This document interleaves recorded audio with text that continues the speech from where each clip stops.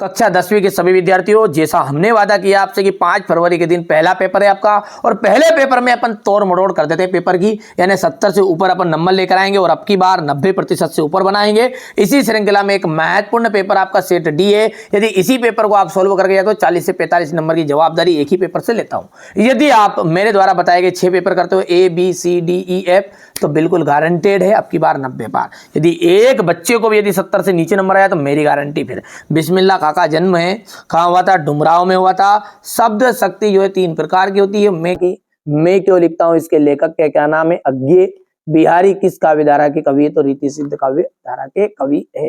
रसात्मकम वाक्यम काव्यों में परिभाषा विश्वनाथ की। संधि के कितने प्रकार होते हैं? 3 प्रकार होते हैं, 3 भेद होते हैं बोल सकते हैं आप। झटपट हल्दी पीसकर हमारे घावों पर थोप दी गई थी। कवितावली तुलसीदास जी की रचना है। काव्य की शोभा बढ़ाने वाले धर्म को अपन अलंकार कहते हैं। समास 6 प्रकार के होते हैं और बिस्मिल्लाह खा बालाजी के मंदिर में रोज शहनाई बजाया करते थे। गोदान उपन्यास के रचयिता प्रेमचंद, भिक्षु के पत्र, भदंत आनंद कौशल्यान, अंधे की लाठी एकमात्र सहारा, अणुबम विस्फोट, विज्ञान का दुरुपयोग, बैजनाथ मिश्र, नागार्जुन का बचपन का नाम, और तृतीय चरण में 16-16 मात्राएं है तो चौपाई छंद में। चलिए आगे बढ़ते हैं। शब्द गुण कितने प्रकार के होते हैं? तो शब्द जो गुण हैं वो आपके 3 प्रकार के होते हैं। कितने? 3 प्रकार के। तो यहाँ पर 3 प्रकार के लिखने हैं। कोई भी 2 लोकोक्तियों के नाम आपको लिखने हैं। यहाँ पर अज्ञे ने हिरोशिमा कविता कहाँ बैठ के लिखी? तो रेलगाड़ी में बैठ के लिखी थी। ठीक है। इसके बाद में यहाँ से क्वेश्चन नंबर जो 4 है, आपके पाठ्यक्रम में प्रसाद की कौन सी रचना है? तो आत्मकथ्य। संचारी भावों की संख्या है तो 33। नाटक में कितने अंक होते हैं? अनेक अंक होते हैं। अनेक अर्थात 1 से अधिक।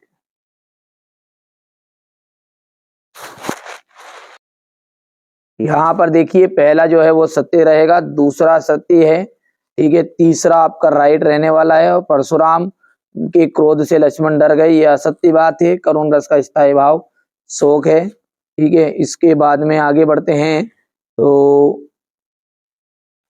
ठीक है, वैदिक काल में शहनाई का उल्लेख नहीं मिलता है, ये आपका असत्य रहेगा। ठीक है। चलिए तो यहाँ से क्वेश्चन नंबर जो 6 है, ये आपका क्वेश्चन यहाँ से मैं पूरा सॉल्यूशन में अगले वीडियो में आपको प्रोवाइड करा दूंगा। ये क्वेश्चन नंबर 8, 9। ठीक है। यहाँ से क्वेश्चन नंबर 10 है।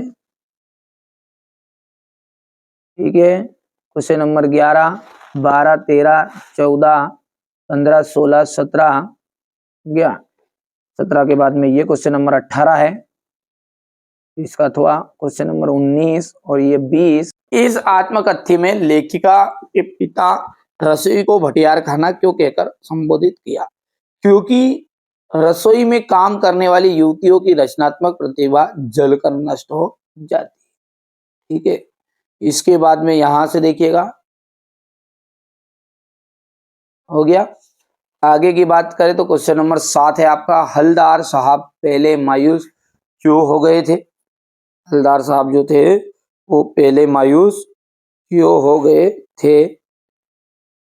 खेतीबाड़ी से जुड़े गृहस्थ बाल गोविंद भगत अपनी किन किन चारित्रिक विशेषताओं के कारण साधु कहलाते हैं?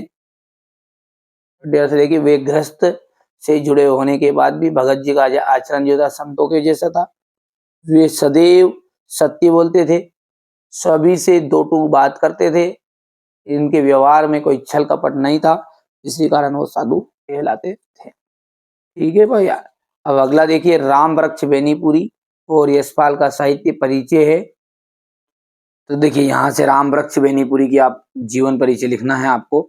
ये आपको कंप्लीट भले ही नहीं करना है, रचनाओं से करना है। आपके पेपर में रचनाओं से ही आएगा। रचनाएं हो गई है, भाषा शैली हो गई है। देखिए भाषा हो गई है, इनकी शैली। फटाफट स्क्रीनशॉट ले लो आप, है ना। बहुत ही सिंपल लैंग्वेज में मैंने लिखवाया है बच्चों से, जो ठीक है, बच्चों को कोचिंग में बताता हूँ ना, वही मैं आपको बताता हूँ, है ना। ये अपनी कोचिंग का रिजल्ट है, जैसा कि आप जानते भी होंगे, पहली बार हो तो नहीं जानते होंगे। ठीक है, ये अपनी कोचिंग का रिजल्ट है, ऑफलाइन कोचिंग का रिजल्ट है। अब की बार 90 पार, यही हमारा टारगेट है। और जिन बच्चों को वास्तव में इस मिशन में शामिल होना है, जुड़ सकता है इस चैनल के साथ में। ठीक है, और दोस्तों को भी जरूर जोड़ दीजिएगा। ठीक है भैया, चलिए आगे बढ़ते हैं। और यशपाल का लिए यहाँ से आप देख लीजिएगा। इसके बाद में ये रचनाएं हो गई है। रचना के बाद में ये भाषा। बढ़िया से आप फटाफट से नोट से तैयार कर लेना, स्क्रीनशॉट लेकर ये। ठीक है, और कंप्लीट कर लेना है। और आगे आप आगे आपकी मर्जी, नहीं करो तो। ठीक है, ये साहित्य में स्थान हो गया इतना। चलिए, तो यहाँ से अपन क्वेश्चन नंबर अब आगे बढ़ते हैं।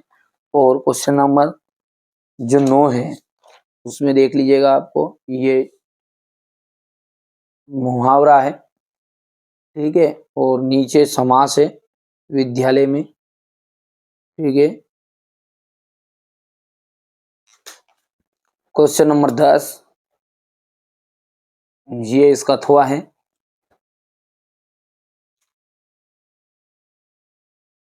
क्वेश्चन नंबर 11 अथवा।